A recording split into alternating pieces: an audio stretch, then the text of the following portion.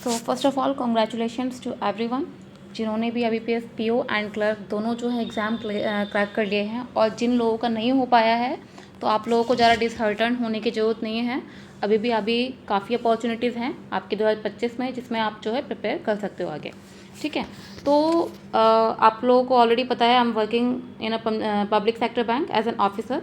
तो मैं इस वीडियो में आपको पूरा कंप्लीट प्रोसीजर बताने वाली हूँ कि आफ्टर सेलेक्शन आपका जब रिज़ल्ट आउट होने के बाद, आपका क्लियर होने के बाद क्या क्या प्रोसीजर जो है होगा। ठीक है, तो आपकी ट्रेनिंग, ठीक है, और जो बैंक है आपका वहाँ से क्या प्रोसीजर होना है, किस तरीके से आपका डॉक्यूमेंट वेरिफिकेशन होगा, ठीक है, कब आपकी पोस्टिंग होगी, तो सारा जो है इस चीज़ में इस वीडियो में आपको क्लियर करने वाली हूँ। तो चलिए स्टार्ट करते हैं। देखिए, मैंने कुछ पॉइंट्स जो है यहाँ पे नोट डाउन कर दिए हैं। सबसे पहले तो आपके पास मेल आएगा। ठीक है, मेल कहाँ से आएगा? उस बैंक से जो जिसमें आपका सिलेक्शन हुआ है। लाइक जैसे किसी का PNB में सिलेक्शन हुआ है, लाइक जिसमें मैं ऑलरेडी काम कर रही हूँ, पंजाब नेशनल बैंक। ठीक है, तो सबको जिनका भी सिलेक्शन पंजाब नेशनल बैंक में हुआ है तो उन सबको वेलकम मेरी तरफ से। ठीक है, तो जिस भी पर्टिकुलर बैंक से आपका सिलेक्शन हुआ है, ठीक है, तो वहाँ से जो है आपको मेल आएगा। लाइक मैंने PNB का आपको एग्जाम्पल दिया है, कोई और भी बैंक हो सकती है, सेंट्रल बैंक ऑफ इंडिया होगी, ठीक है, या कैनरा बैंक हो गया, तो वहाँ से आपके पास एक मेल आएगी। ठीक है, 10 से 15 दिन के बाद। ठीक है, जैसे आपका अभी 1 अप्रैल चल रहा है तो आप 15-20 दिन लगा लीजिए। ठीक है, आपके पास जो है मेल आएगा। उस मेल में जो है लिखा होगा कि ये डॉक्यूमेंट्स जो है आपको लेके आने हैं। ठीक है, उसमें एक चेकलिस्ट मेंशन होगी। ठीक है, तो वो चेकलिस्ट किसकी होगी? डॉक्यूमेंट वेरिफिकेशन के लिए। तो ये डॉक्यूमेंट्स जो है आपको लेके जाने हैं। तो मैं इन डॉक्यूमेंट्स की जो लिस्ट है वो मैं आपको बता देती हूँ एक बार। ठीक है, तो एक चीज़ और मैं आपको बता देती हूँ, जब मेरा हुआ था सिलेक्शन एंड उस टाइम जब मेल आया था तो उस टाइम मेरा खुशी का ठिकाना नहीं था कि एक रिज़ल्ट तो आउट हो गया, लेकिन एक बैंक से जो है वहाँ से एक कॉन्ग्रेचुलेशंस का अलग से मेल आता है। तो उसको देख के सच में बहुत ज़्यादा खुशी होती है। तो आप लोगों को भी बहुत खुशी होगी जब वो मेल आएगा वहाँ से।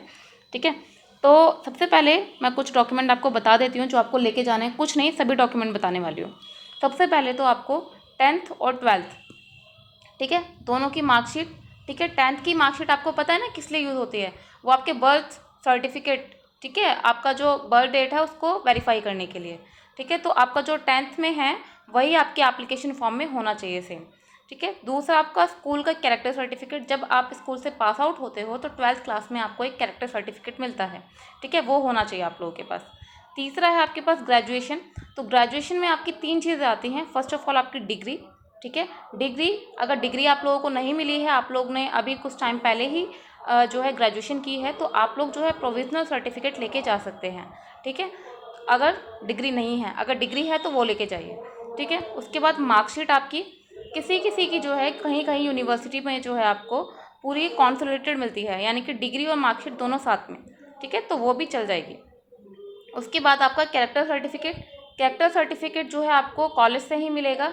अगर जिन लोगों का पुराना हो गया है, बेसिकली वो 6 महीने पुराना मांगते हैं। ठीक है, मतलब 6 महीने की वैलिडिटी होनी चाहिए उसकी।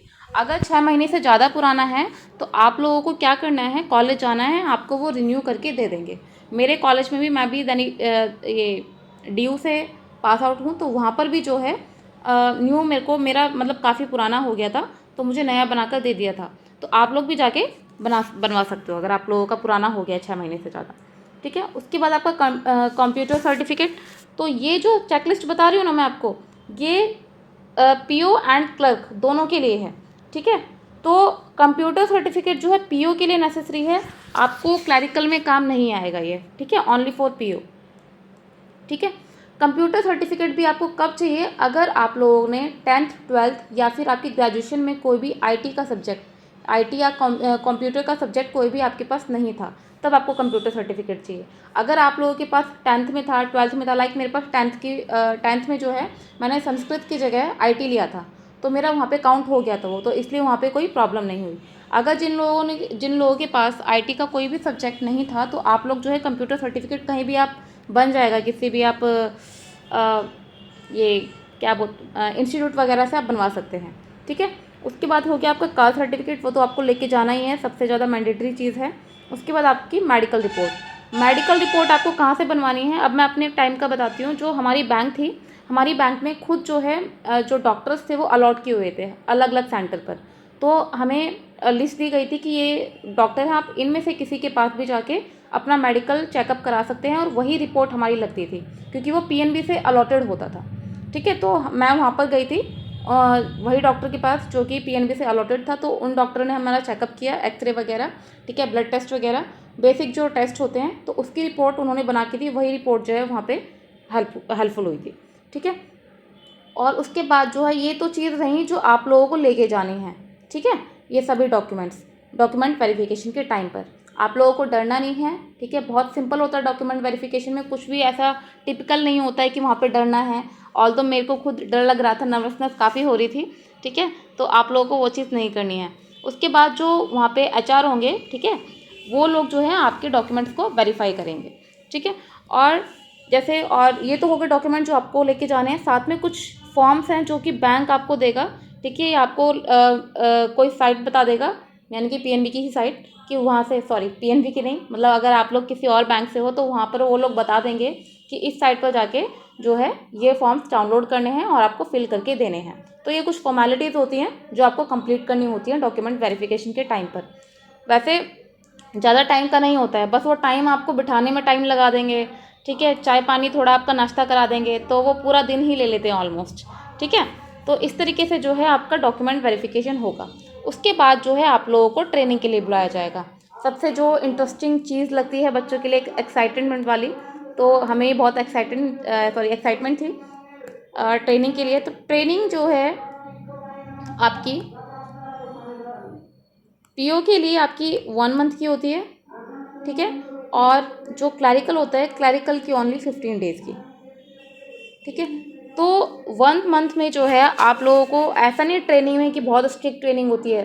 ट्रेनिंग सबसे ज़्यादा इंजॉय करने वाली चीज़ होती है। लाइक आपके फ्रेंड्स बनते हैं वहाँ पे। ठीक है, आप लोगों की बॉन्डिंग हो जाती है, और वही बॉन्डिंग जो है आपके आगे जब आप लोग ब्रांचेस में बैठते हो ना, तब वो हेल्पफुल करती है कि हाँ मुझे ये काम नहीं आ रहा, तो आप कॉल लगाते हो कि हाँ भाई ये कैसे काम करना है। तो बहुत अच्छा लगता है ट्रेनिंग में, काफ़ी यादगार रहेगा, आप लोगों को बहुत मज़ा आएगा ट्रेनिंग के टाइम पे। तो ट्रेनिंग में आपको जो है क्लासेस दी जाएंगी कि बेसिक जनरल चीज़ें। ठीक है, आपको पढ़ाया जाएगा, पीपीटीज दी जाएंगी कि इस तरीके से आपको ये चीज़ करनी है। ठीक है, जनरल मतलब बैंकिंग के बारे में आपको बताया जाएगा। ठीक है, अब क्लैरिकल का जो होता है, क्लैरिकल की 15 डेज़ की ट्रेनिंग के बाद आपको सीधा जो है ब्रांच अलॉट कर दी जाएगी। ठीक है, आप किसी भी पर्टिकुलर बैंक से हैं, अगर आप लोगों ने जिस स्टेट से भी जो है क्लियर किया है एग्ज़ाम, लाइक आपने यूपी से किया है, ठीक है, तो आपको यूपी की जो भी आपके घर के आसपास होगी ब्रांच, वो आपको अलॉट कर दी जाएगी। ठीक है, फीमेल्स को ज़्यादा प्रेफरेंस दी जाती है कि उनको जो है बिल्कुल घर के पास ही मिल जाए, मेल्स को थोड़ा दूर रखा जाता है, ये थोड़ा पार्शलिटी वाली चीज़ है। ठीक है, तो क्लैरिकल का काम यहीं ख़त्म हो जाता है। ट्रेनिंग के बाद आपको जो है सीधी पोस्टिंग दी जाती है। लेकिन पीओ का अभी ख़त्म नहीं होता है मामला। अभी जो है पीओ की 1 महीने की ट्रेनिंग के बाद, ठीक है, आप लोगों को के साथ जो लास्ट डे होता है, आप लोगों को एक शीट दी जाती है। ठीक है, तो उसमें क्या होता है, ये तो मैं अपनी बैंक का बता रही हूँ, बाकी बैंक में थोड़ा सा चेंज हो सकता है कि उसमें जो है आपको बताया जाएगा कि आपकी जो ट्रेनिंग आपको 1 साल तक के लिए जो है ओजीटी पे रखा जाता है। ठीक है, यानी ऑन जॉब ट्रेनिंग। उसमें जो है आपको ये जो कस्टमर सर्विस तो करनी ही करनी होती है, आपको आपको जो है काम सिखाया जाता है। ठीक है, काम यानी कि कभी आपको किसी ब्रांच दे दी है, ठीक है, 2-2 महीने में आपकी जो है ब्रांच चेंज कर दी जाएगी। ठीक है, तो उन ब्रांच में जाके आपको कभी तो आपको क्रेडिट की सीट पे बिठाया जाएगा, यानी कि लोन डिपार्टमेंट में, कभी आपको जो है रिटेल का, ठीक है, कभी आपको ऑपरेशन में, ठीक है, कभी आपको जो लोन सैंक्शन होता है वहाँ पे आपको बिठाया जाएगा। तो अलग अलग चीज़ों में जो है आपको ऑन जॉब ट्रेनिंग दी जाएगी कि ताकि आप लोगों को सारा काम आ जाए। ठीक है, 1 साल की ट्रेनिंग के बाद आप लोगों को जो है ब्रांच अलॉट की जाएगी। ठीक है, तो इस तरीके से जो है पूरा प्रोसेस होता है। थोड़ा सा आपको स्टार्टिंग में लगेगा जब तक आप एमटी में रहोगे। एमटी मतलब मैनेजमेंट ट्रेनी बोलते हैं हमारे यहाँ पे। जैसे मेरी ब्रांच में अभी मैनेजमेंट ट्रेनी, यानी कि अभी न्यू जॉइनिंग है उस लड़के की, तो अभी मेरी ब्रांच में आया हुआ है, वो भी अभी ओजीटी पर ही है। तो इस तरीके से जो है सारा प्रोसेस होता है। और बाकी ऐसा कुछ होता नहीं है कि आप लोगों का कुछ बीच में प्रॉब्लम आ जाए तो आपको मतलब बाहर कर दिया जाए, तो ऐसा कुछ नहीं होता है।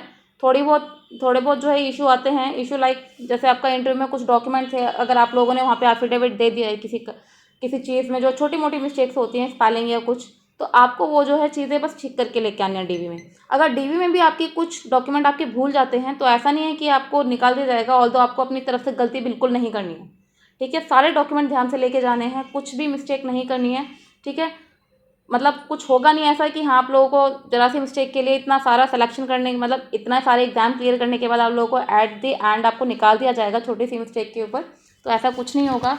और एक बड़ी चीज़ कि जो आप लोग जो है ऑन प्रोबेशन होंगे, ठीक है, 2 साल का प्रोबेशन पीरियड होता है, कि आप लोगों को डराया जाएगा थोड़ा सा कि अगर आपने ये नहीं किया तो आप लोगों को बाहर निकाल दिया जाएगा, अभी आप टेम्परेरी हो, अभी आप परमानेंट नहीं हो। तो ऐसा कुछ नहीं होता है। जब आपका सिलेक्शन, जब आप कुर्सी पे जाके बैठ जाते हो ना चेयर पर, यानी कि आप वहाँ पे परमानेंट हो चुके हो, ठीक है। तो ऐसा कुछ नहीं होता है, ये तो सिर्फ बस एक डराने वाली चीज़ें होती हैं, ऐसे कोई नहीं निकालता है, ठीक है। तो ऐसा, और आज तक ऐसा केस भी नहीं हुआ है कुछ भी कि हाँ आप प्रोबेशन पे हो कि आपने आपको बाहर निकाल दिया हो, कि आपको ये बोला गया हो कि हाँ आपने ये काम ठीक नहीं किया तो आपको बाहर कर दिया। तो ऐसा कुछ नहीं होता है। और बस अब जो टाइम आ रहा है आपका, आप लोगों का सिलेक्शन हो गया है, थोड़ा जितना टाइम बचा है ना आपका बीच में उसको एंजॉय कीजिए। उसके बाद आपका जो काम का टाइम है वो आने वाला है, ठीक है। बाकी अभी के लिए all the best, all the best आपके आगे आने वाली प्रोसेस के लिए। बाकी आप लोगों को कुछ भी डाउट है तो आप मेरा टेलीग्राम चैनल जो है ज्वाइन कर सकते हैं, जो कि मैंने डिस्क्रिप्शन बॉक्स में मेंशन कर दिया है। तो वहाँ पे आप लोग जो है अपने डाउट्स वगैरह क्लियर आउट कर सकते हैं। तो अभी के लिए इतना ही। Thank you and all the very best.